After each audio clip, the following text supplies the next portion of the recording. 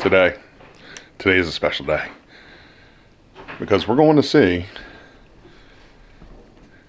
Return of the Jedi 40th anniversary. It's gonna be a good day.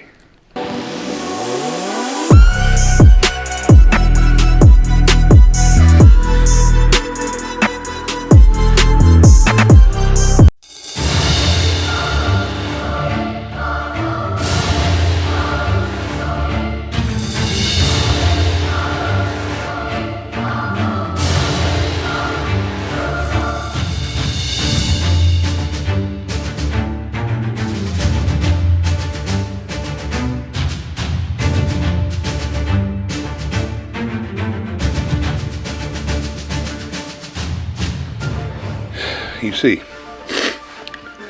I really enjoyed this movie, mainly because, you know, in A New Hope, the rebels won, and they won because you didn't expect them to. And then, obviously, in The Empire Strikes Back, the Empire comes back and says, hey, we're going to beat you guys down because, yeah, you did a disservice to us. But this movie, one, brings in my favorite starship, the B-Wing. Love the B-Wing. Really cool design. Definitely felt World War II era type fighter. Amazing. Heavy fighter, bomber type. I mean, the X-Wing's good, the Y-Wing, of course A-Wing, the T-47 land speeder that was featured in the beginning of Empire Strikes Back. Something about that B-Wing. And you only see it for a few shots. But man, it was cool. To me, that was really cool. So I love that.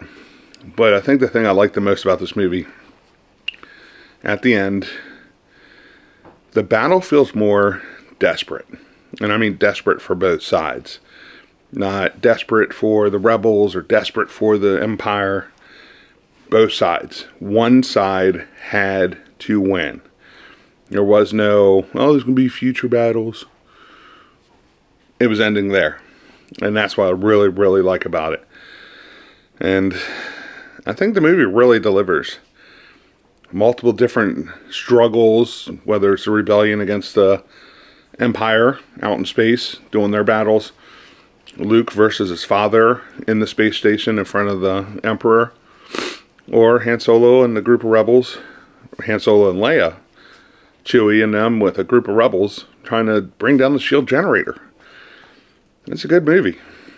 Very special. And of course, the reason I'm so excited.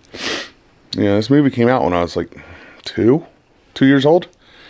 So to be able to go and say, hey, I'm seeing it in theaters. This now means I've seen every Star Wars movie in theaters except for 2. I hope they do re-releases because I need to go see A New Hope in theaters and Empire Strikes Back in theaters. And then, of course, I've seen everything that Disney or Lucasfilm has released in theaters.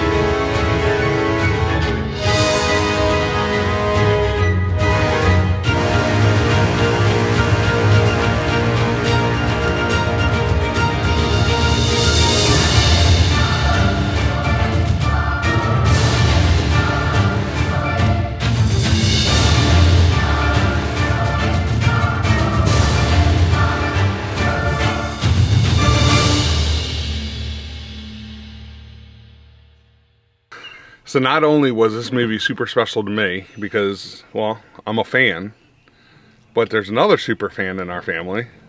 That's my stepmother. You don't have to lean over. Okay, I know. So, on your shoulder. the movie, it was an amazing experience. You have until May 4th to go check out this movie in theaters, and may the 4th be with you. So you have until the National Star Wars Day to go see Return of the Jedi in theaters nationwide. For me, the experience, first of all, just seeing it on such a big screen was so fantastic. To finally be able to see this movie in a format I've never been able to see it in before. And I wasn't alive when the movie came out. But this person was. So what was your thoughts on the experience of seeing it in theaters? Once again, It was awesome. Now, there were a few little things I picked up on. One, I wish it was more the original the original theater release. Because the graphics, some of the CG doesn't hold up quite as well in 2023 as when they originally did this in the late 90s, early 2000s. So it definitely had an old, like, not an old feel, just a outdated feel for some of the CG effects. A couple of things I'm happy they did not do any CG effects on the Rancor during the Jabba Hutt palace scenes, but there were definitely some outdated CG. Well, how did you feel about that? I don't know. It was you definitely. I don't know. I was watching it with a more critical eye this time, but it. I don't know. I liked it, although you could see some parts where they kind of beefed it up, I guess. Yeah. Tried to. They tried. They definitely tried. Yeah. It was still good. It was. Yeah. The one thing that really stood out to me was towards the end of the movie, Luke had just beaten Vader, and he's standing on kind of the walkway, and it's just before Emperor Palpatine uses the Force lightning on Luke. And I never noticed this in the Blu-rays, the DVDs, the high definition videos, or even the VHS. How soft the focus was on Luke and how sharp the focus was on the Emperor. And it's a little bit of storytelling, because they're trying to convince you that Luke's still on that edge of I haven't decided if I'm going to turn yet or not. Where the Emperor is very, very sharp in what it's going to happen this way, or there's one of two things that are going to happen, and only one of them's good for Luke. You know, in the Emperor's mind. So having that super sharp focus on the Emperor, where you had a very soft focus on Luke, which is huge in storytelling, but something you don't really see as clearly on a even today's big screen TV. That was very clear on the big movie theater screen. You could see every pore in Palpatine's face. Yep. And it's amazing how young Ian McDiarmid looked as Emperor Palpatine in this movie versus how he looked in the prequels, how he looked in The Rise of Skywalker, where his age actually showed, where they tried to age him up in Return of the Jedi. And it was almost in a way comical. Wouldn't you agree? Just how young and you could see where they tried to make his face look older, but he still had that very thin, young-looking face underneath everything. Where in the later movies, the more recent movies, he's got a little bit of age that they don't have to use makeup to age him as much. Yeah. I was say. So, all in all, I think it was a great experience. I have 2 more movies now I need to see in theaters, so I've seen 9 of the 11. Still need to see A New Hope and The Empire Strikes Back in theaters. So I'm hoping that happens at some point, that I can get to go see, because I'll go again. Yeah.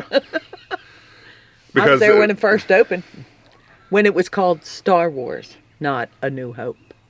It originally opened as Star Wars in 1977. Yep. She had a shirt. There. She has a shirt. I was there, May 25th, 1977. I stood in line around the corner of the movie theater in Towson. How many times did you go see it? Oh, that year? I probably saw it about 7 or 8 times in the movies. 3 times where it was with at least 3 different guys. And one time I took my mom, and another time I took the kids in the neighborhood. Yeah, it was awesome. The first time I saw it, though, I was with my best friend. She and I went, and we were sitting in the third row. When we got into the theater, there was only seats. We were third row from the front. We sat there like this, staring at the screen. It was awesome. So again, guys, don't forget to go check out Return of the Jedi in theaters around the nation, select theaters, not all theaters, and select theaters for the 40th anniversary. You have until May 4th. So, May the 4th be with you.